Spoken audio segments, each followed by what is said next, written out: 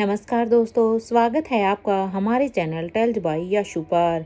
यहाँ पर आपको मिलेंगी रोचक और सस्पेंसफुल कहानियाँ। अगर आपको यहाँ पर हमारी कहानियाँ पसंद आती हैं तो कृपया करके आप हमारी वीडियोस को लाइक करें, इसको अपने दोस्तों को साथ शेयर करें और साथ के साथ अपना कमेंट करना ना भूलें। अगर आप इस चैनल पर नए हैं तो कृपया करके इसे सब्सक्राइब भी करें। आपका ज़्यादा समय न लेते हुए चलो आज की कहानी को शुरू करते हैं। हेलो फ्रेंड, आशा करती हूँ आप सब ठीक होंगे। मेरी सबसे पहले आप सबसे एक गुजारिश है, अगर आपने अब तक चैनल को सब्सक्राइब नहीं किया है तो प्लीज आप चैनल को सब्सक्राइब कर ले। और बहुत सारे लोगों के ऐसे कमेंट आ रहे हैं जो इस स्टोरी को नहीं सुनना चाहती, तो मेरी आपसे ये अरदास है कि अगर आप इस स्टोरी को सुनना नहीं चाहते हो तो कृपया करके आप मुझे नेगेटिव कमेंट ना डालें, क्योंकि मेरे ऐसे बहुत से व्यूवर भी हैं जो इस स्टोरी को सुनना बहुत ही पसंद कर रहे हैं। मैं बस उन्हीं के लिए इस स्टोरी को कंटिन्यू कर रही हूँ, नहीं तो मेरे पास और भी बहुत सारी स्टोरी हैं। और जो इस स्टोरी को खुश होकर सुन रहे हैं उनको बहुत बहुत धन्यवाद। और मेरी आप लोगों से रिक्वेस्ट है कि कृपया करके आप मेरी वीडियो पर को लाइक करें, शेयर करें और उस पर कमेंट करना बिल्कुल भी न भूलें, क्योंकि इससे मेरे चैनल का रिव्यू अच्छा होगा। पिछले एपिसोड में हमने सुना था कि रोहित और अनिका दोनों ही, जब करण ने वहाँ पर सबके लिए डिनर बनवाने के लिए कहा था तो वो डिनर करके वापस से अपने कमरे में आ चुके थे। अब वो अब अनिका रोहित के हाथ पर अपना सिर रखकर सो चुकी थी। इधर रोहित भी सो गया था। रात के 1 बजे थे। अनिका रोहित अपने बिस्तर पर गहरी नींद में सो रहे थे, तभी उनके दरवाजे पर किसी नौकर ने नॉक किया। जब रोहित दरवाजे को खोलता है तो देखता है कि वहां का सिक्योरिटी गार्ड हरी, जो कि उसकी मेन गेट पर ही ड्यूटी होती थी, वो वहां पर रोहित के कमरे को बार बार नॉक कर रहा था। रोहित ने जब उसको देखा तो रोहित उससे पूछता है कि आप यहाँ पर क्या कर रहे हो। तभी वो हरी कहता है कि साहब, बाहर गेट पर एक बड़ा ही अजीब आदमी आया है जो अंदर आने की बहुत ही कोशिश कर रहा है। हरी की बात सुनकर रोहित ने हरी से पूछा, कौन आदमी है? क्या तुमने उससे पूछा नहीं कि वो कौन है और वो यहाँ पर क्यों आया है? तभी हरी ने भी ना में अपना सिर तभी हरी ने हाँ में अपना सिर हिलाया और बोला कि सर, मैंने पूछा था, लेकिन ना तो वो उस बारे में कुछ बता रहा है और ना ही ये बता रहा है कि वो कौन है और यहाँ पर क्यों आया है और किससे मिलने के लिए आया है। बस गेट के अंदर अंदर आने की ही कोशिश कर रहा है। हरी की बात सुनकर अब रोहित भी सोच में पड़ गया। तभी एक बार फिर से उसे हरी की आवाज सुनाई दी। तब हरी ने कहा, सर, जब हमने उस आदमी से पूछ रहे थे कि वो कौन है, तब उस आदमी ने मुझे ये दे दिया। ये कहते हुए हरी ने एक कार्ड जो उस आदमी ने हरी को दिया था वो रोहित की तरफ बढ़ा दिया। जब रोहित ने हरि द्वारा दिए गए उस कार्ड को गौर से देखा तो उसे सिर्फ एक निशान के अलावा उस कार्ड पर कोई भी नाम नहीं दिखाई दे रहा था और ना ही कोई नंबर था। रोहित अब उस कार्ड को उलट पलट कर देख रहा था कि तभी उसके कानों में पीछे से अनिका की आवाज पड़ी, क्योंकि जब हरि बार बार दरवाजे को खटखटा रहा था तो अनिका की भी नींद खुल गई थी। लेकिन इससे पहले अनिका दरवाजा खोलने के लिए उठती, रोहित ने पहले ही दरवाजा खोल दिया था। इसलिए जब रोहित को दरवाजे पर ज्यादा टाइम लगते हुए अब अनिका भी रोहित के पीछे ही आकर खड़ी हो गई थी। अब अनिका ने नींद में ही कहा, क्या हुआ मिस्टर मारवा, कौन है? तभी रोहित ने अनिका से कहा कि कुछ नहीं अनिका, सिक्योरिटी गार्ड है, पता नहीं शायद कोई बाहर आया है जो हमसे मिलना चाहता है, मैं देखता हूँ कौन है, तुम जाकर सो जाओ। रोहित की बात सुनकर एक बार फिर से अनिका ने पूछा, कौन है, क्या तुम जानते हो? तभी रोहित ने कहा, पता नहीं, बस उसने मुझे एक कार्ड दिया है, लेकिन इस पर ना तो मुझे कोई नाम दिखाई दे रहा है और ना ही इस पर कोई नंबर है। मुझे अनिका ये भी समझ नहीं आ रहा कि आखिर ये कार्ड है क्या, उस आदमी ने ये कार्ड क्यों दिया है। कार्ड का नाम सुनते ही अब अनिका भी कुछ पल के लिए तो कंफ्यूज हो जाती है, लेकिन तभी अनिका को कुछ याद आता है। तभी अनिका ने रोहित से कहा, मिस्टर मारवा, क्या आप मुझे वो कार्ड दिखा सकते हैं? अनिका की ये बात सुनकर अब रोहित उस कार्ड को लेकर अनिका के पास गया। तभी अनिका ने अपनी आधी खुली हुई आंखों से कार्ड को देखा, लेकिन जैसे ही अनिका की नजर उस कार्ड पर पड़ी तो अनिका की नींद एकदम से ही उड़ गई, क्योंकि जहां अभी उसकी आंखें आधी खुली हुई थी, उस कार्ड को देखने के बाद अब उसकी आंखें पूरी की पूरी खुल चुकी थी। अब अनिका ने गार्ड हरी को देखकर कहा, उसे तुम अंदर आने दो। अनिका की बात सुनकर अब रोहित एकदम से चौंक गया था, क्योंकि उस कार्ड को देखते ही अनिका भला किसी आदमी को अंदर कैसे आने दे सकती है? क्या अनिका सच में इस कार्ड के बारे में कुछ जानती थी? रोहित को भी समझ नहीं आ रहा था कि अनिका एक अनजान आदमी को इस पैलेस में क्यों बुला रही है। रोहित ने अब अनिका से अपने मन में चल रहे दवंदव को पूछ ही लिया। रोहित को अब जवाब देते हुए अनिका ने कहा, मिस्टर मारवा, मैं उसे पहले से ही जानती हूँ, इसीलिए ही मैं उसे यहाँ पर महल के अंदर बुला रही हूँ। ये सुनकर तो वहां पर रोहित और भी हैरान हो गया। तभी अनिका बाथरूम में चली गई। कुछ मिनट से में अनिका वॉशरूम से बाहर आई और उसने अपना ब्लैक कैट वाला मास्क पहन लिया। जब अनिका ब्लैक कैट वाला मास्क पहन रही थी तो रोहित और भी चौंक गया, क्योंकि उसे अभी भी कुछ भी समझ में नहीं आ रहा था। वो बस सवालिया नजरों से अनिका की तरफ ही देखने लगा कि अनिका क्या कर रही है। जब अनिका ने रोहित की नजर खुद पर महसूस की तो अनिका ने भी रोहित से कहा, मिस्टर मारवा, वो शख्स केवल ब्लैक कैट को जानता है, ना कि अनिका गुलेरिया को। अनिका को और कोई ब्लैक कैट के चेहरे को के पीछे कौन है उसे भी कोई नहीं पहचानता। उसकी पहचान बस ये मास्क ही है, इसलिए मुझे ये मास्क लगाकर ही उस आदमी से मिलना होगा।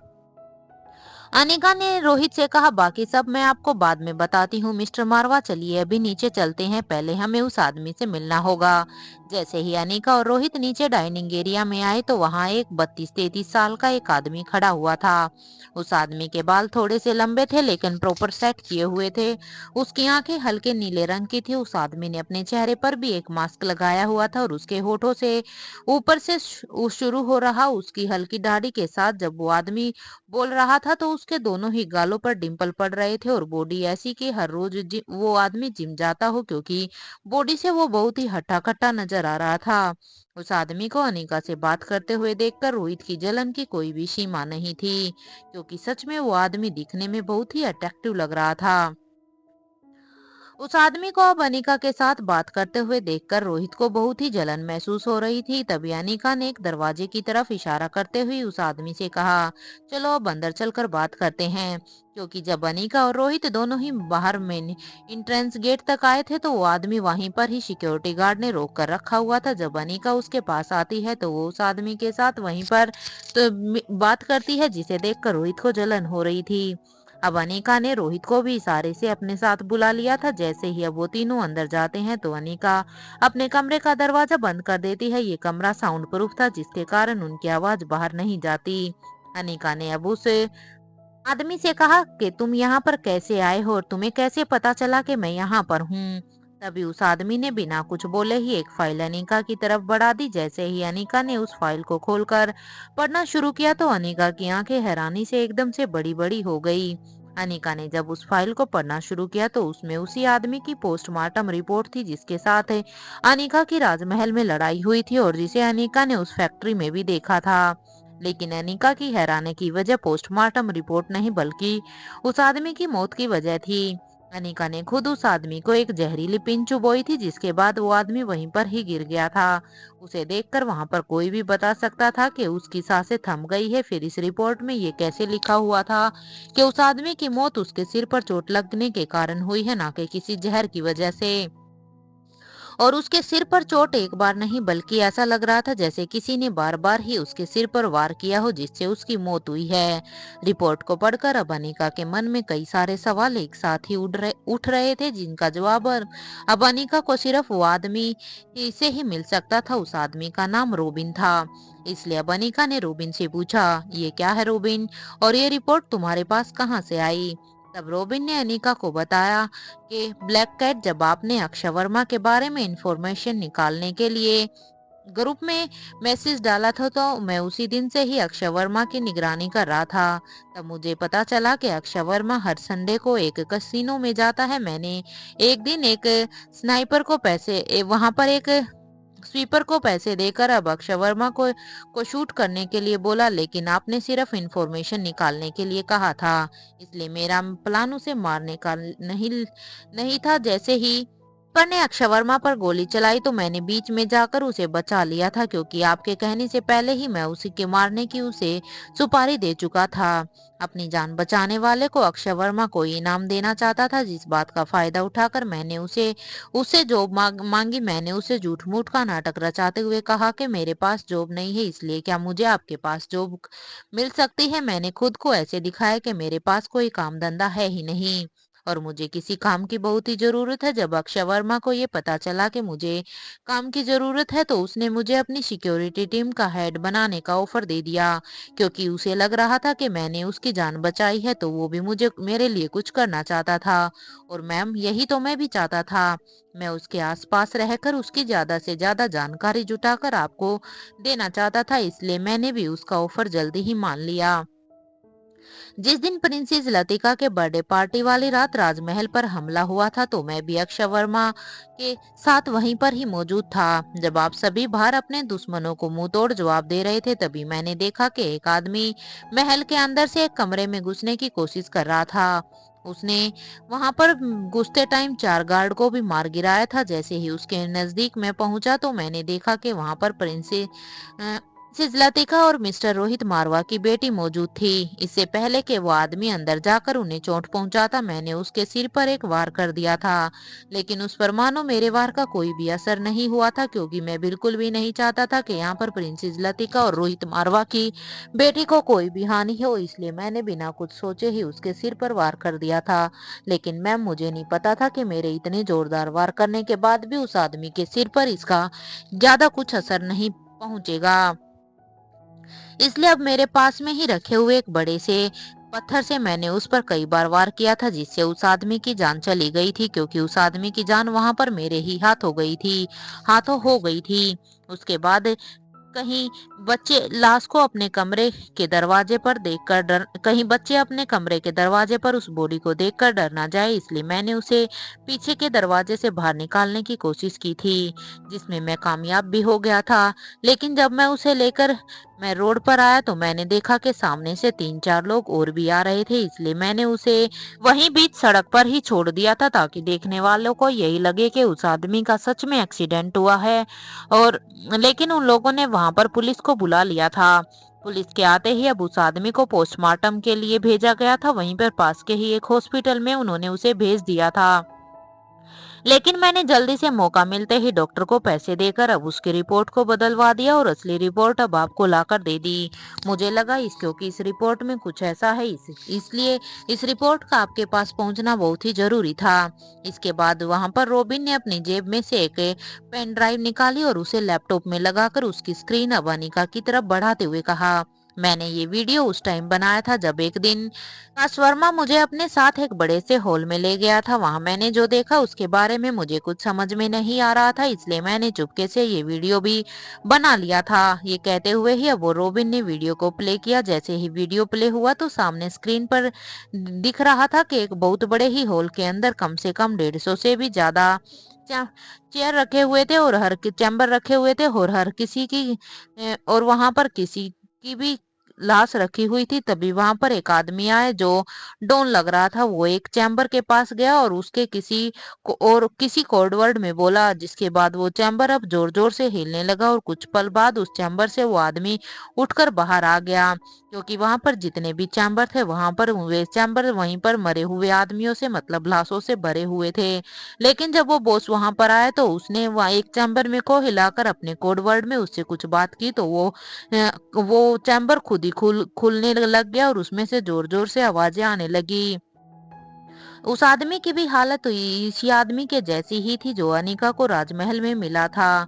इसकी भी आंखें बिल्कुल जंगली जानवरों जैसी ही थी और चेहरा किसी मुर्दे की तरह बिल्कुल सफेद पड़ा हुआ था। उस आदमी की ऐसी हालत देखकर अब अनिका समझ गई थी कि हो ना हो ये लोग भी फैक्ट्री वाले आदमी के जैसे ही हैं, जैसे उन्होंने वो वहां पर फैक्ट्री पर देखे थे, जिनको देखकर ऐसा लग रहा था मानो ये अभी के अभी यहाँ पर अगर छुट जाएं तो सभी को ही खा जाएंगे।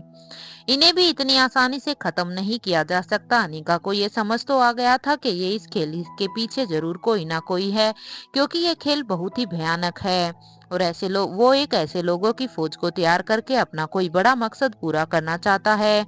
लेकिन ये मकसद सिर्फ पावर ड्रग को हासिल करना है या कुछ और, ये भी जानना अभी बाकी था, क्योंकि अनिका इतना तो समझ गई थी कि जो लोग ये खेल रच रहे हैं ये बहुत ही भयानक और वो ये लोग भी बड़े ही सातिर हैं। अपनी सोच में खोई हुई अनीका के कानों में अब फिर से रूबिन की आवाज आई, मुझे अब चलना होगा मैडम, अगर मैं अधिक टाइम तक गायब रहा तो शायद उन्हें मुझ पर शक भी हो सकता है।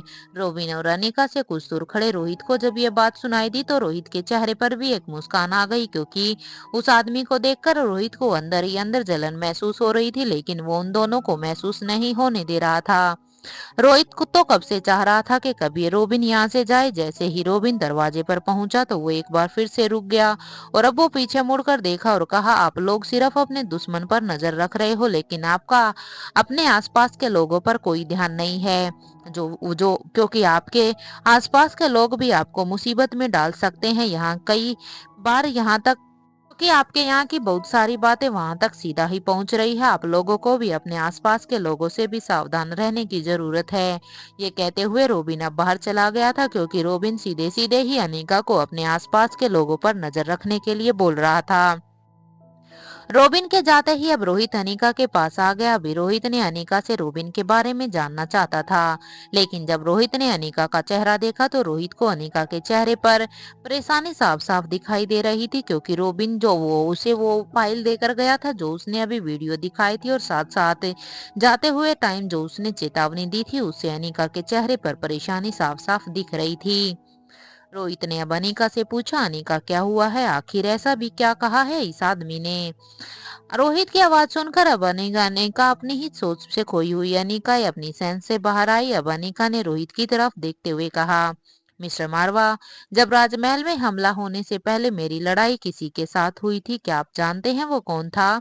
रोहित उस आदमी के बारे में कुछ नहीं जानता था, क्योंकि रोहित वहां पर नहीं था, इसलिए रोहित चुपचाप अब अनीका की तरफ देखता रहता है।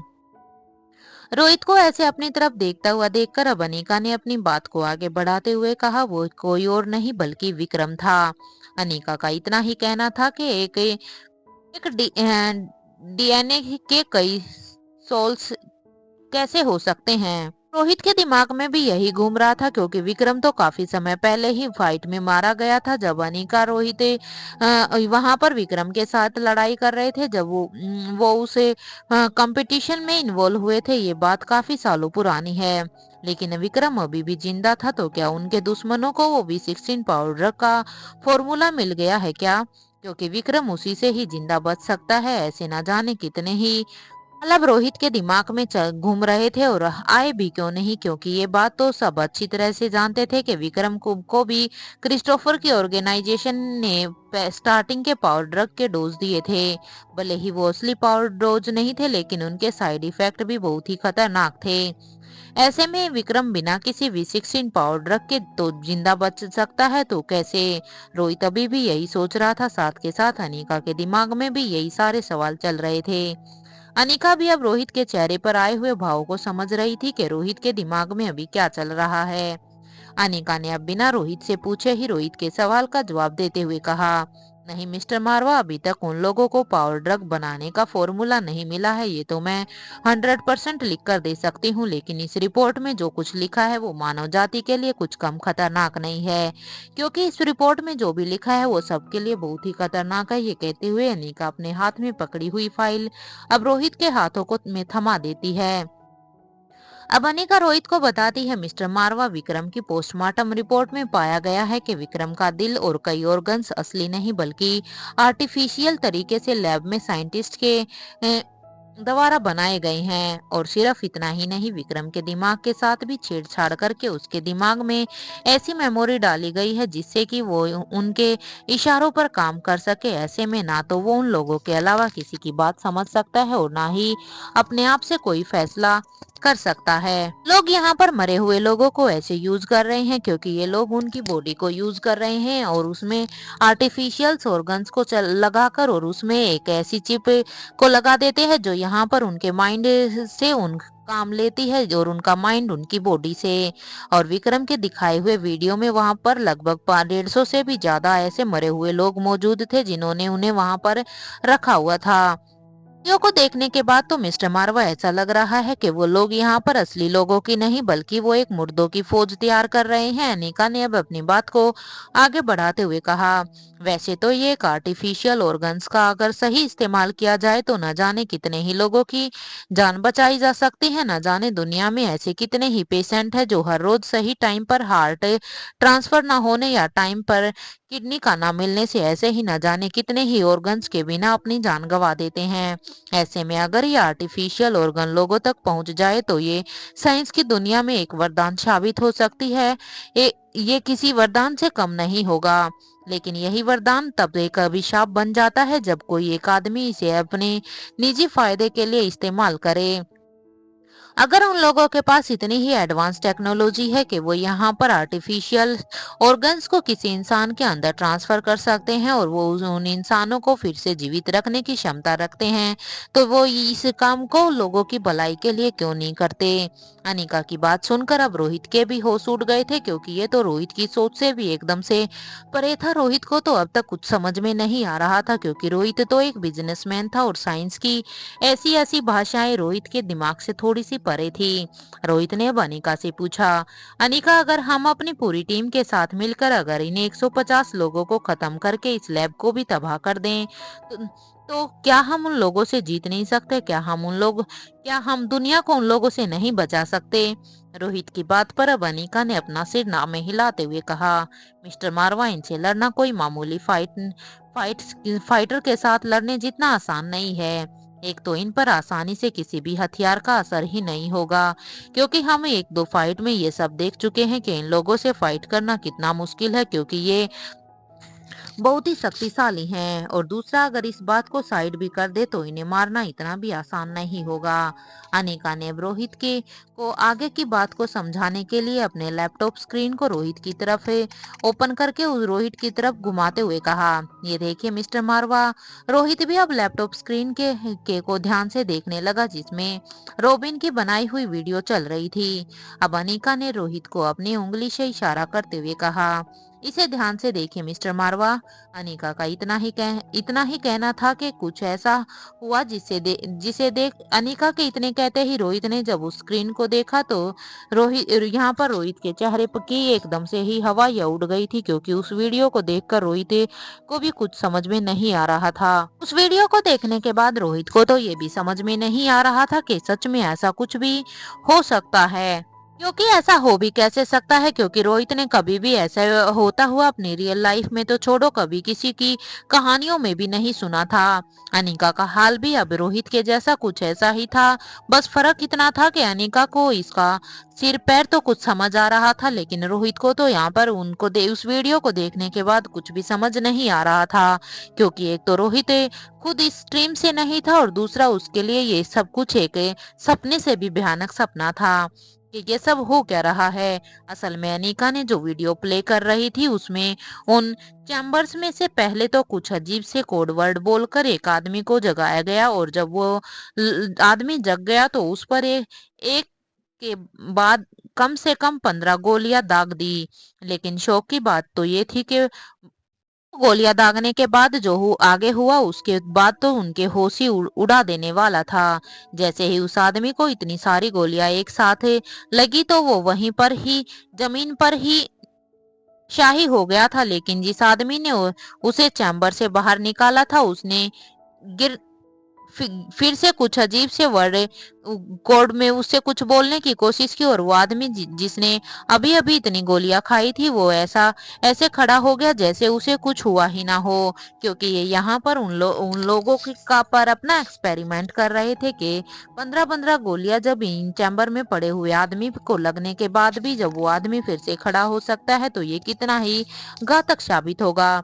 इसे देखकर तो रोहित कभी स्क्रीन की तरफ देख रहा था तो कभी हैरानी से अनिका की तरफ देख रहा था, क्योंकि रोहित के लिए तो ये सच में बहुत ही भयानक होने वाला था।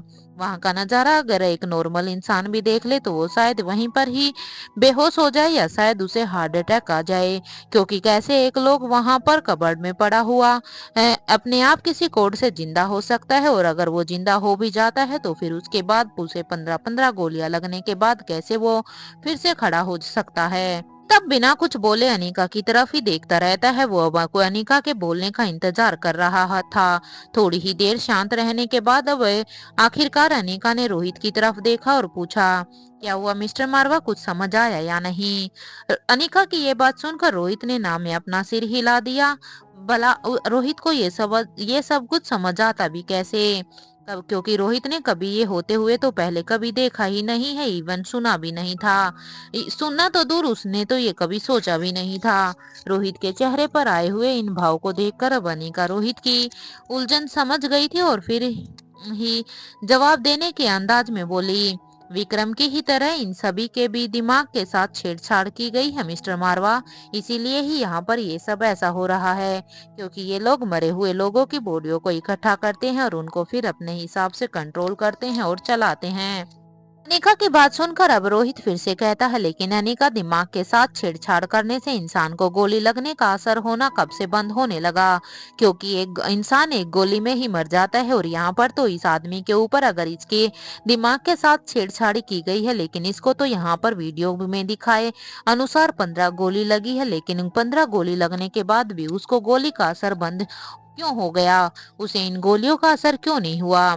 रोहित ने बड़ी ही हैरानी के साथ अपने मन की बात अनीका को कह दी थी। रोहित की बात पर अब अनीका हल्की सी मुस्कुराई और फिर रोहित को पूरी बात बताई। दरअसल इन लोगों के दिमाग के साथ जो छेड़छाड़ की जाती है वो कोई नॉर्मल छेड़छाड़ नहीं है, बल्कि विक्रम की पोस्टमार्टम रिपोर्ट के हिसाब से इन लोगों के दिमाग से उन नसों को ही हटा दिया जाता है जिनसे हमारी बॉडी को पेन का सिग्नल मिलता है। और जब दिमाग पेन का सिग्नल भेजना ही बंद कर दे तो बॉडी को दर्द महसूस कहाँ से होगा? लेकिन बात मिस्टर मारवा यहीं पर ही खत्म नहीं होती। अगर बॉडी में पेन भी ना हो तो खून की कमी से तो इंसान मर ही जाता है। और इसीलिए ना सिर्फ विक्रम बल्कि इन सभी के अंदर भी आर्टिफिशियल हार्ट ट्रांसफर किया गया है। और दूसरा, इनके दिमाग के साथ जो छेड़खानी हुई है उसमें ना सिर्फ इनके दर्द को महसूस करने की नसों को निकाल दिया गया है, बल्कि इनके दिमाग में एक चिप भी लगाई गई है जिसे इनके दिमाग को ये लोग सिर्फ खुद ही कंट्रोल कर सकते हैं। बाहरी दुनिया से कोई भी आदमी इनके साथ ना तो बात कर सकता है और ना ही इनके साथ इन्हें अपने तरीके से इन्हें इनसे काम करा सकता है। और अब इन्हें जो भी चाहे वो कमांड इनके ऑर्गेनाइजेशन के द्वारा दी जा सकती है। अनीका ने अब आगे अपनी बात को बढ़ाते हुए कहा, हम इन्हें इंसानी रोबोट भी कह सकते हैं मिस्टर मारवा, बस फर्क इतना है कि रोबोट को हैक करके उन्हें अपने कंट्रोल में लिया जा सकता है, लेकिन इन लोगों के साथ ऐसा कुछ भी नहीं किया जा सकता। क्योंकि एक रोबोट की सेफ्टी को देखते हुए शायद उन्होंने इन लोगों को ऐसे यूज किया है ताकि कोई भी लोग इन्हें हैक ना कर सके या उनके द्वारा लगाई गई उस चिप के साथ छेड़छाड़ ना कर सके। अनिका की इतनी सारी बात और एक्सप्लेनेशन सुनने के बाद अब रोहित अनिका की बातों से इतना शौक में चला गया था कि उससे अब ठीक से खड़ा भी नहीं हुआ जा रहा था। रोहित अब खड़ा खड़ा ही लड़खड़ाने लगा था। रोहित बस अब यही सोच रहा था कि कोई इंसान दुनिया पर हुकूमत करने के लिए आखिरकार कितना ही नीचे गिर सकता है। अरे जिंदा लोगों को तो छोड़ो, वो तो यहाँ पर लोगों को मरने के बाद भी नहीं छोड़ रहे। पहले मासूम बच्चों को किडनैपिंग कर कर उन पर एक्सपेरिमेंट करना, दूसरा जबरदस्ती लड़कियों को बंदी बनाकर रखना और उनसे बच्चे पैदा करवाना, और अब ये सब कुछ। रोहित ने अपनी ख्याली दुनिया से बाहर आते हुए अब अनीका से फिर से पूछा, क्या ये सब रोकने का कोई तरीका नहीं है अनीका? अगर कोई मर जाता है तो हम क्या इन्हें रोकने का कोई तरीका नहीं है? अनीका ने रोहित की बात सुनकर अब अनीका रोहित को कुछ नहीं कहती। वो कुछ देर तक चुप रहती है और फिर कहती है, मिस्टर मारवा, अगर कोई मर जाता है तो हम क्या करते हैं? अनीका की बात सुनकर अब रोहित कुछ पल के लिए तो चुप रहता है, क्योंकि रोहित ने अनीका से सवाल पूछा था, लेकिन अनीका ने का जवाब देने की बजाय रोहित से ही उल्टा सवाल पूछ लिया था। इसलिए रोहित अब कंफ्यूजन में ही कहता है, अनीका, अगर कोई इंसान मर जाता है तो हम उसका अंतिम संस्कार करते हैं। बस यही हमारी प्रॉब्लम का सॉल्यूशन है। ये बात अनीका एकदम से कह देती है। अनीका ने अब रोहित की आंखों में देखते हुए कहा, मिस्टर मारवा, जैसे आप कह रहे हैं कि अंतिम संस्कार करते हैं, तो अंतिम संस्कार करना ही हमारा एक सॉल्यूशन है, क्योंकि इसके द्वारा ही हम ऐसा कुछ खतरनाक होने से बचा सकते हैं। वेल मिस्टर मारवा, मुझे अब बहुत ही नींद आ रही है और मैं यहीं पर ही नहीं सोना चाहती। इसके बाद अब रोहित और अनिका वापस अपने रूम में आ जाते हैं। अनिका अब हमेशा की तरह ही बिस्तर पर लेटने के कुछ पल बाद ही गहरी नींद में चली जाती है, लेकिन रोहित की तो यहाँ पर पूरी की पूरी ही नींद उड़ गई थी, क्योंकि अभी अभी जो रोहित देख कर आया था उस वीडियो में और जो जो अनिका ने उसे बताया था वो भी उसके दिमाग में ही चले रहे थे। अपने ख्यालों में ही खोए हुए रोहित को पता भी नहीं चला कि कब वो पूरी रात इधर से उधर करवट मारते हुए ही रात से सुबह हो गई। लेकिन रोहित की आंखों से तो नींद कहीं गायब ही हो गई थी। सुबह होने के बाद रोहित अब बिना सोए ही जल्दी से ही अब वो अपना वॉशरूम में जाता है और फिर वो फ्रेश होकर जिम के लिए निकल गया। थोड़ी देर बाद जब सुबह होने के बाद अनिका की आंखें खुली तो रोहित वहां पर नहीं था। अनिका समझ गई थी कि रोहित शायद जिम में गया होगा। अनिका भी अब फ्रेश होने के लिए चली जाती है। कुछ मिनटों बाद जब अनिका शावर लेने के बाद रूम से बाहर आती है, वो फिर किसी को कॉल करती है। जब अनिका कॉल पर बात कर रही थी तभी रोहित भी कमरे में आ जाता है। अब रोहित के कमरे के आने के बाद अब अनिका अपने कॉल को डिस्कनेक्ट कर देती है। अभी अनिका भी भले ही सुबह हो रही थी, अनिका के चेहरे पर भी परेशानी साफ साफ देखी जा रही थी और रोहित के चेहरे की तो हवाइयां अभी भी उड़ी हुई थी, क्योंकि एक तो रोहित के दिमाग में कल वाली बातें चल रही थी, ऊपर से रोहित ने पूरी रात रोहित सो भी नहीं पाया था, इसलिए रोहित के चेहरे पर थकान साफ साफ देखी जा सकती थी। जब रोहित अंदर कमरे में आता है तब अनिका पूछती है, क्या हुआ मिस्टर मारवा, क्या आप रात को अच्छे से नहीं सोए? अनिका की ये बात सुनकर अब रोहित एक अपनी आंखों को पूरी खोलने की कोशिश करते हुए बस अनिका को ही देखता रहता है, क्योंकि रोहित के चेहरे पर सरप्राइज साफ साफ देखा जा रहा था। अब अनिका फिर से रोहित से कहती है, मिस्टर मारवा आप मुझे ऐसे क्यों देख रहे हो? तभी रोहित अनिका से कहता है, अनिका किस मिट्टी की बनी हुई हो? अ, कल रात से जो मैंने देखा है वो सब देखने के बाद तो मुझे खुद नींद भी नहीं आई, और तुम हो कि तुम तो सो भी गई और मुझसे ही पूछ रही हो कि आखिर मुझे क्या हुआ है। रोहित की यह बात सुनकर अब अनिका की एकदम से हंसी छूट जाती है, क्योंकि अनिका तो खुद एक डॉक्टर है। अनिका का इन सब का, हालांकि अनिका ने भी शायद पहले ऐसा कुछ नहीं देखा हो, लेकिन अनिका इन सब बातों को कुछ तो समझ रही थी। लेकिन अनिका ने ये नहीं सोचा था कि सच में रोहित का ऐसा हाल होगा कि रोहित पूरी रात सो भी नहीं पाएगा।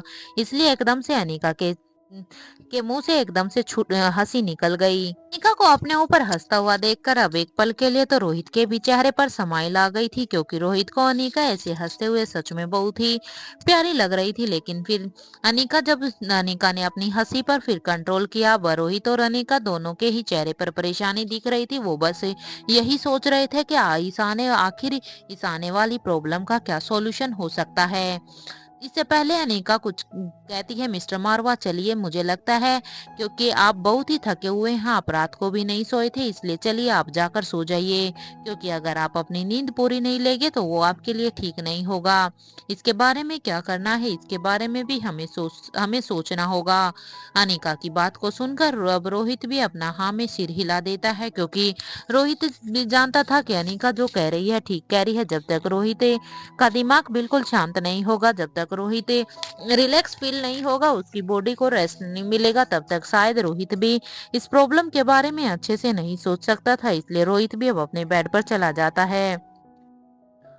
जहां एक तरफ रोहित अनिका की आंखों में आने वाले तूफान की टेंशन साफ साफ देखी जा रही थी, वहीं पर थर्ड फ्लोर पर करण गुलेरिया अपने उन ख्यालों में ही खोया हुआ था कि जब उन्हें पता चला था कि आकाश गुलेरिया अंजलि का बेटा है। ये उन दिनों की ही बात है जब आकाश 5 साल का था और वो गुलेरिया हाउस में खेल रहा था। यहाँ करण अपने रूम में ही थे, तभी स्वाति के दिए हुए धोखे से करण गुलेरिया एकदम से टूट चुके थे और फिर वो अपने रूम में ही अकेले बैठे हुए थे। तभी उनके कानों में आकाश के रोने की आवाज आती है। जैसे ही करण गुलेरिया ने देखा कि आकाश गिर गया है और फिर उसके से भी खून निकल रहा था, तब करण गुलेरिया जल्दी से आकाश को उठाता है और फिर उसे लेकर अपनी गाड़ी में बैठकर सीधा ही लाइफ केयर हॉस्पिटल की तरफ जाने लगता है। कुछ देर में ही करण गुलेरिया आकाश को स्पेशल वार्ड की तरफ लेकर बढ़ जाता है। करण गुलेरिया ने यहाँ पर आकाश को अपने हाथों में उठाया हुआ था, क्योंकि आकाश का खून चोट लगने की वजह से बहुत ही बह चुका था और आकाश अभी मूर्छित था। आकाश की आंखें भी नहीं खुली हुई थी, कहीं आकाश को कुछ न हो जाए, इसलिए करण का बहुत ही हड़बड़ाया हुआ था। जब वो उसे स्पेशल वार्ड की तरफ लेकर जाता है तो जल्द ही डॉक्टरों की टीम भी आ जाती है, क्योंकि करण गुलेरिया ने हॉस्पिटल से निकलने से पहले ही वहां पर लाइफ केयर हॉस्पिटल में फोन कर दिया था कि उसे वहां पर पहुंचने से पहले ही स्पेशल वार्ड हमें डॉक्टर पहले से ही अवेलेबल चाहिए, क्योंकि करण अब यहाँ पर 1 मिनट की भी देरी नहीं कर सकते थे, क्योंकि अगर अभी कुछ ही समय में अगर डॉक्टर अपना ट्रीटमेंट शुरू नहीं करते तो शायद आकाश को कुछ भी हो सकता था। हॉस्पिटल में एडमिट कराने के बाद अब डॉक्टरों ने भी जल्द से जल्द आकाश का ट्रीटमेंट करना शुरू कर दिया था, लेकिन यहाँ पर आकाश को चोट इतनी ज्यादा लगी हुई थी कि उसकी ब्लीडिंग रुक ही नहीं रही थी। इधर ऑपरेशन थिएटर आकाश को ऑपरेशन थिएटर में एडमिट करा दिया गया था। इधर जब आकाश का ऑपरेशन चल रहा था तो करण गुलेरिया बाहर ही खड़े इधर उधर दौड़ रहे थे। तभी एक डॉक्टर बाहर आकर करण गुलेरिया को कहता है, देखिए गुलेरिया सा, हमें जल्द से जल्द O positive blood group arrange करना होगा, क्योंकि आज सुबह सुबह यहाँ पर एक बहुत ही भयानक एक्सीडेंट का केस आया हुआ था, जिसमें हमारे यहाँ पर ब्लड बैंक में O positive blood group available नहीं है। डॉक्टर की ये बात सुनकर तो अब करण गुलेरिया का गुस्सा एकदम से इतना बढ़ गया था कि करण गुलेरिया ने झट से वहां पर बोल रहे डॉक्टर के कॉलर को ही पकड़ लिया था, और उस डॉक्टर के कॉलर को पकड़ते हुए करण गुलेरिया ने कहा, अगर मेरे बेटे को यहाँ पर कुछ भी हो गया तो फिर ये डॉक्टर, ये तुम भी नहीं सोच सकते कि आपका और यहाँ पर हॉस्पिटल का क्या होगा। मुझे नहीं पता आप इस ब्लड ग्रुप को कहाँ से अरेंज करेंगे, कहाँ से नहीं करेंगे, लेकिन इस बात का याद रखना कि मेरे बेटे को कुछ भी नहीं होना चाहिए। क्योंकि डॉक्टर की यह बात सुनकर करण गुलेरिया कुछ ज्यादा ही पैनिक हो गए थे। तभी डॉक्टर ने करण गुलेरिया के हाथों से अपने कॉलर को छुड़ाते हुए कहा, मिस्टर गुलेरिया, आप कुछ ज्यादा ही पैनिक कर रहे हैं, हमें कुछ तो टाइम दीजिए, मैं जो कर सकता हूँ मैं करने की कोशिश करता हूँ। तभी इतना कहने के बाद वो डॉक्टर वहां से निकल जाता है। तभी करण गुलेरिया को पीछे से किसी की आवाज आती है। पीछे से एक आवाज आती है, क्या बात है मिस्टर करण गुलेरिया, आप इतना पैनिक क्यों कर रहे हैं, सब कुछ ठीक तो है क्या, फैमिली में कुछ हुआ है क्या। जब करण गुलेरिया जैसे ही पीछे मुड़कर देखता है तो वहां पर पीछे से ये आवाज किसी और की नहीं बल्कि अंजलि मल्होत्रा की थी। स्वाति के जाने के बाद करण गुलेरिया ने भी मल्होत्रा परिवार से अपना मुंह मोड़ लिया था, लेकिन आज बात यहाँ पर आकाश की जान बचाने की थी, और करण जानते थे कि अंजलि का ब्लड ग्रुप भी ओ पॉजिटिव ही है। तभी करण गुलेरिया ने अंजलि से कहा, क्या तुम मेरे बेटे को अपना ब्लड दे सकती हो। करण गुलेरिया की इस बात पर अंजलि मल्होत्रा कहती है, क्यों नहीं करण मिस्टर करण। अंजलि मल्होत्रा फिर डॉक्टर से कहती है कि डॉक्टर जल्दी चलिए, और फिर अंजलि मल्होत्रा डॉक्टर के साथ ब्लड डोनेट करने के लिए चली जाती है। यहाँ करण गुलेरिया एक सुकून की सांस लेते हुए कुछ देर अब यहाँ पर करण गुलेरिया अब थोड़ा सा सुकून की सांस लेते हुए वहीं पर ही बेंच पर बैठ जाता है। कुछ देर के बाद जब अंजलि मल्होत्रा ब्लड डोनेट करने के बाद बाहर जाती है, और फिर वो करण गुलेरिया के पास आकर खड़ी हो जाती है, और फिर वो कहती है, डोंट वरी मिस्टर करण गुलेरिया, वो ठीक हो जाएगा। करण गुलेरिया अब अंजलि को थैंक यू बोलते हैं, और फिर वो अंजलि से कहते हैं कि तुम यहाँ पर कैसे। अंजलि मल्होत्रा इस बात का जवाब देती है कि बस रूटीन चेकअप के लिए आई थी। करण और अंजलि के बीच में एक ऑकवर्ड साइलेंट था। थोड़ी ही देर बाद अब अंजलि कहती है कि मैं चलती हूँ। ये कहते हुए ही अब वो एलिवेटर की तरफ जाने लगती है कि तभी डॉक्टर करण गुलेरिया के पास आते हैं, और वो कहते हैं कि it's a really strange. Doctor की बात को सुनकर अब करण गुलेरिया हैरानी से डॉक्टर को देखते हैं और कहते हैं, डॉक्टर क्या हुआ है। तभी डॉक्टर अपनी बात को आगे बढ़ाते हुए कहता है कि ये जो लेडी थी ना, जिसने अभी अभी आपके बेटे के लिए ब्लड डोनेट किया है, उनका क्या रिश्ता है आपके बेटे के साथ। डॉक्टर की यह बात सुनकर अब करण के एकदम से स्तूप हो जाते हैं, क्योंकि करण को तो खुद भी समझ में नहीं आ रहा था कि वो अंजलि मल्होत्रा के साथ आकाश का क्या ही रिश्ता बताएं, क्योंकि करण गुलेरिया को खुद इस बात के बारे में कुछ भी नहीं पता था। डॉक्टर की बात को सुनकर अब करण गुलेरिया कहते हैं कि कोई खास रिश्ता नहीं है, लेकिन आप ऐसा क्यों पूछ रहे हैं डॉक्टर, क्या कुछ हुआ है क्या। करण गुलेरिया की इस बात पर फिर डॉक्टर जवाब देते हैं कि आपके बेटे आकाश के ब्लड ग्रुप में हमने कुछ एलर्जिक सिम्टम्स देखे हैं, और मैं हैरान इस बात से हूँ कि अभी अभी जिस लेडी ने अपना ब्लड डोनेट किया है उनके ब्लड में भी सेम वही एलर्जिक सिम्टम्स देखे हैं मैंने। मुझे लगा कि शायद वो उनकी माँ है, क्योंकि ये सिर्फ ब्लड रिलेशन में ही हो सकता है, क्योंकि अगर हाँ किसी के पेरेंट्स में या किसी ब्लड रिलेशन में यही सेम सिम्टम होते हैं और ये सिर्फ आपस में ही जिनका ब्लड ग्रुप सेम हो या फिर वो उस फैमिली से हो उन्हीं के ब्लड में ही ये सब देखा जा सकता है। डॉक्टर की बात को सुनकर तो करण गुलेरिया भी अब सोच में पड़ गए थे। तभी करण गुलेरिया डॉक्टर से कहते हैं, डॉक्टर मैं आपको एक कॉन्फिडेंशियल काम दे रहा हूँ, क्या आप वो काम मेरे लिए कर सकते हैं? ध्यान रहे कि ये बात बाहर नहीं जानी चाहिए। क्योंकि जब डॉक्टर ने यहाँ पर अंजलि और आकाश के बारे खून के बारे में सांस फैमिली ग्रुप के लिए बोला, तब करण के दिमाग में एकदम से कुछ आइडिया आया। तभी करण गुलेरिया की बात को सुनकर डॉक्टर कहता है कि आप उस लेडी के साथ मेरे बेटे का डीएनए टेस्ट करवा सकते हैं। करण गुलेरिया की बात को सुनकर अब फटी हुई आंखों से डॉक्टर बस करण गुलेरिया को ही देखते हैं। क्योंकि करण गुलेरिया यहाँ जब आकाश को लेकर आए थे तो वो खुद यहाँ पर आकाश गुलेरिया को अपना बेटा कह रहे थे और अब वो अपने ही बेटे का डीएनए किसी दूसरी औरत के साथ करवा रहे हैं, जिसके बारे में अभी करण ने कुछ भी नहीं कहा था कि उसका उसके साथ रिलेशन भी क्या है।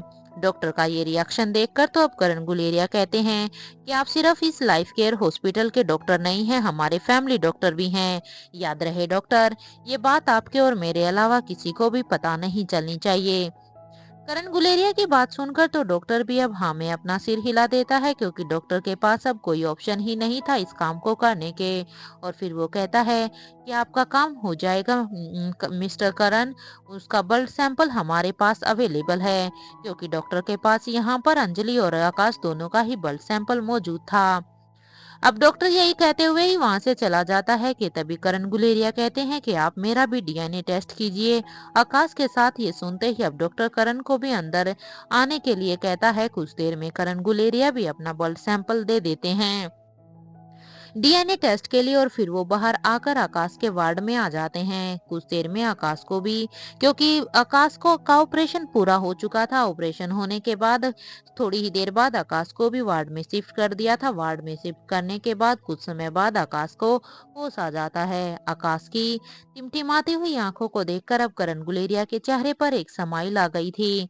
तभी आकाश ने धीरे से कहा, करण अंकल, मैं अर्थ पर ही हूं ना? आकाश के इतने मासूम से सवाल पर करण गुलेरिया एकदम से मुस्कुरा देते हैं और अब वो आकाश से कहते हैं कि हाँ तुम अर्थ पर ही हो, कहीं नहीं गए हो। करण अब आकाश से कुछ देर तक बातें करते हैं और फिर आकाश को सोने के लिए कह देते हैं। और फिर अब वो उस डीएनए रिपोर्ट का वेट करते हैं। करीब 3 घंटे के बाद करण गुलेरिया के फोन पर डॉक्टर का फोन आता है। करण गुलेरिया ने जैसे ही अपने फोन को चेक किया तो वो समझ जाते हैं कि ये डीएनए टेस्ट रिपोर्ट आ गई होगी। इसलिए अपने फोन पर डॉक्टर का नंबर देखते ही वो जल्द से जल्द डॉक्टर का कॉल उठाते हैं। तब करण गुलेरिया कहते हैं, हाँ डॉक्टर क्या हुआ है? फिर डॉक्टर करण गुलेरिया की आवाज सुनकर कहते हैं, आप जल्द से जल्द मेरे कैबिन में आइए। जब डॉक्टर ने उसे ये बोला तो तब वहां पर करण गुलेरिया भी एक सिस्टर को वहीं पर आकाश के पास छोड़कर डॉक्टर के कैबिन की तरफ चले जाते हैं। क्योंकि आकाश उस समय पर 5 साल का था और अब करण उसे बिल्कुल भी अकेला नहीं छोड़ना चाहते थे। इसलिए वो वहां पर एक नर्स को उसके पास से छोड़कर अब वो डॉक्टर के कैबिन की तरफ चले जाते हैं। अब आकाश के वार्ड से बाहर निकलकर जल्दी से वो डॉक्टर के कैबिन की तरफ चले जाते हैं। जैसे ही करण गुलेरिया डॉक्टर के कैबिन के बाहर जाते हैं तो वो देख कहते हैं कि क्या मैं अंदर आ सकता हूँ डॉक्टर? जैसे ही डॉक्टर ने करण की आवाज सुनी तो डॉक्टर ने कहा, mister Guleria please come in. Doctor की बात को सुनकर अब करण अंदर आ जाते हैं और फिर वो डॉक्टर से कहते हैं, क्या रिपोर्ट आ गई है? करण गुलेरिया की इस बात पर डॉक्टर हाँ में अपना सिर हिला देते हैं और फिर वो दोनों ही रिपोर्ट को करण के सामने रख देते हैं। एक रिपोर्ट जो करण ने अपने ब्लड सैंपल को देकर बनवाने के लिए बोला था और दूसरी ब्लड रिपोर्ट जो यहाँ पर अंजलि और आकाश की थी। दोनों ही रिपोर्ट में से जब करण गुलेरिया ने फर्स्ट वाली रिपोर्ट को खोलकर देखा तो वो एकदम से हैरान हो गए थे। क्योंकि ये पहली वाली रिपोर्ट अंजलि मल्होत्रा और आकाश गुलेरिया की डीएनए रिपोर्ट थी, जिसका रिजल्ट 99.99% मैच हो रहा था। इसका मतलब ये था कि इन दोनों के बीच माँ बेटे का रिश्ता है। ये रिपोर्ट देखकर अब करण दूसरी रिपोर्ट को देखते हैं। वो भी उस रिपोर्ट को बाहर से ही देख रहे थे, क्योंकि अब करण गुलेरिया को उस रिपोर्ट को देखने की जरूरत ही नहीं पड़ी। करण गुलेरिया को अपने भाई राजीव से ज्यादा अंजलि मल्होत्रा पर भरोसा था। करण गुलेरिया अब अच्छी तरह से जानते थे कि अंजलि और राजीव के बीच में क्या रिश्ता था, और वो ये भी जानते थे कि अंजलि ने राजीव के अलावा कभी किसी से प्यार किया ही नहीं था। करण अब अपने ख्यालों में ही थे कि तभी डॉक्टर कहता है, आप एक बार अपनी डीएनए रिपोर्ट भी देख लीजिए मिस्टर करण। डॉक्टर की बात को सुनकर अब करण अपने ख्यालों से बाहर आते हैं और करण कहते हैं कि नहीं डॉक्टर, अब इसकी जरूरत नहीं है, क्योंकि मैं जानता हूं कि मेरा डीएनए रिपोर्ट में क्या होगा। यही है ना कि मैं आकाश का चाचा हूँ। ये कहते हुए ही अब करण गुलेरिया डॉक्टर से कहते हैं कि जब तक मैं ना चाहूँ ये बात बाहर नहीं आनी चाहिए, और हाँ, आपके इस काम की फीस आपको जल्द ही मिल जाएगी। क्या आप मुझे बता सकते हैं कि आकाश को डिस्चार्ज कब तक मिल जाएगा? करण गुलेरिया की बात को सुनकर डॉक्टर कहता है कि आप उसे 2 दिन बाद यहाँ से लेकर जा सकते हैं, क्योंकि 2 दिन के अंदर आकाश की रिकवरी हो जाएगी। डॉक्टर की ये बात सुनकर तो करण के गुलेरिया के चेहरे पर भी एकदम से स्माइल आ जाती है, क्योंकि इतने सालों से करण जिस बोझ में दबे हुए थे, आज उसके दिल से वो बोझ उतर चुका था। अपने ही ख्यालों में खोए हुए करण को इस बात का एहसास भी नहीं हुआ कि रात काफी हो गई है, लेकिन करण गुलेरिया अपने विंडो से बाहर देख रहे थे, और वो यही सोच रहे थे कि सालों पहले राजीव आकाश के साथ वो नहीं होता तो शायद मैं उससे सच बता देता कि आकाश उसका बेटा है। यहाँ सिर्फ एक करण गुलेरिया ही नहीं थे जिसकी आंखों में नींद नहीं थी। एक और इंसान था जिसकी आंखों में अभी भी नींद नहीं थी, जिसकी आंखों से नींद आज रात के लिए गायब थी। और वो कोई और नहीं बल्कि वहां पर अपने होटल में मौजूद खुद राजीव गुलेरिया था। यहाँ राजीव गुलेरिया की आंखों से भी नींद गायब थी कि तभी वो देखता है कि उसके प्राइवेट नंबर पर उसी नंबर से फिर से फोन आ रहा था।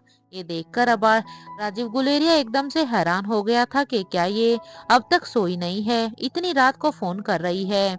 आरजी अब उस फोन को जल्दी से उठाकर कहता है, hello Anjali. Sorry Mrs Anjali Malhotra, कैसे याद किया आपने मुझे? राजीव की इस बात पर अब सामने से अंजलि मल्होत्रा कहती है कि तुम जानते हो कि आज क्या था? अंजलि की बात को सुनकर अब राजीव गुलेरिया कहता है कि हाँ, जानता हूँ मैं। हर साल तुम्हें मुझे याद दिलाने की जरूरत नहीं है, वो मेरा भी बेटा है। ये सुनते ही अब सामने से अंजलि कहती है, वो सिर्फ मेरा बेटा है, तुम्हारा नहीं। तुमने बस उसे तुमने बस उसे ढूंढा है, क्या तुमने उसे ढूंढा है? ये सुनते ही अब राजीव कहता है कि जाओ अपने पति से कहो उसे ढूंढने के लिए, और वैसे भी सालों पहले तुमने मुझे छोड़कर उसे ही चुना था, ये जानते हुए कि हमारा बेटा खो गया है। तुम ही बताओ ना, क्या मैं तुम्हारे पास नहीं आया था क्या? अरे कितनी ही बार तुमसे मैंने माफी मांगी थी। हमारे रिश्ते के लिए मैंने तुमसे एक चांस भी मांगा था, लेकिन तुमने तो मुझे माफ करना तो दूर, मुझसे मुंह तक फेर लिया था। आरजी की बात को सुनकर अब अंजलि जवाब देती है कि अब उन सब बातों का कोई मतलब नहीं है राजीव, तुम बस मेरी मदद कर दो अगर कर सकते हो तो। इतने सालों से मैं तुम्हें अपनी मदद करने के लिए बोल रही हूँ, आखिर कब ढूंढोगे तुम उसे? ये कहते हुए ये अंजलि ने फोन को जल्द से जल्द कट कर दिया, इसलिए क्योंकि यहाँ पर राजीव गुलेरिया समझ गया था कि वो अभी रोने वाली है, क्योंकि अंजलि ने बड़ी हिम्मत करके राजीव गुलेरिया को ये सब बोल दिया था, लेकिन उससे आगे अब वो एक शब्द नहीं पा रही थी। इसलिए अंजलि मल्होत्रा ने जल्दी से फोन को डिस्कनेक्ट कर दिया था।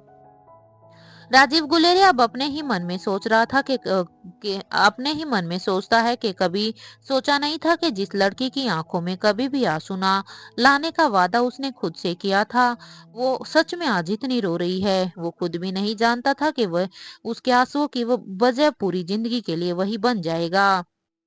उसको उसकी उस रात की एक गलती की वजह से उसका सब कुछ छिन जाएगा।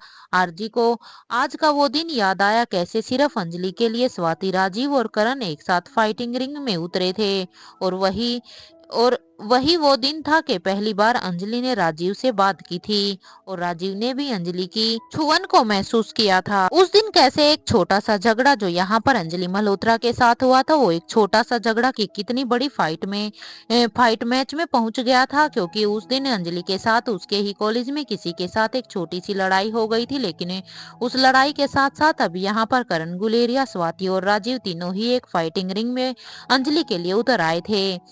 राजीव यही सब बात सोचते हुए राजीव की आंखों से एकदम से ही आंसू गिरने लग जाते हैं। राजीव गुलेरिया अब अपने ही रूम के बने हुए विंडो के पास आकर खड़ा होता है और फिर वो अंधेरी रात की तरफ देखकर यही सोच रहा था कि इसी अंधेरे की ही तरह उसकी जिंदगी में अंधेरा छा गया था जिस रात वो उस ड्रग के नशे में दमयंती के साथ था। अंजलि के ख्यालों में ही राजीव गुलेरिया एक बार फिर से वो अपनी जिंदगी के 30 साल पहले चला जाता है। उन मीठी यादों में जब अंजलि ने पहली बार राजीव से बात की थी। हमेशा की ही तरह राजीव गुलेरिया कॉलेज में ही अंजलि के ही आने का वेट करते रहते थे। तभी उसे करण की आवाज सुनाई देती है जो कह रहा था कि मत कर ट्राई, तू इतने दिन से तो उसे पटाने की कोशिश कर रहा है लेकिन अब तक तो उसने तुझे भाव भी नहीं दिया।